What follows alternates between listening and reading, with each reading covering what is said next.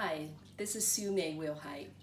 I wanted to introduce you into Four Gentlemen Studies. It's four basic subjects that was taught by Confucius.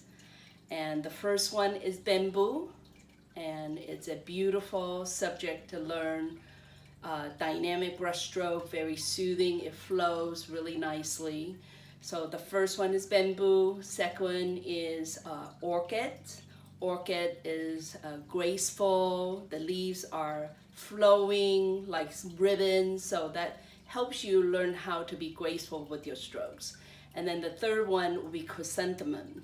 The chrysanthemum is a longevity flower, they are long lasting, and it teaches you how to focus on your center of the flower, because each stroke they need to come back to the center of the flower. And then lastly will be plum. Plum is, it grows in the winter, and the strokes are very dynamic, and the petals are 5 petals, so symbolizes 5 blessings.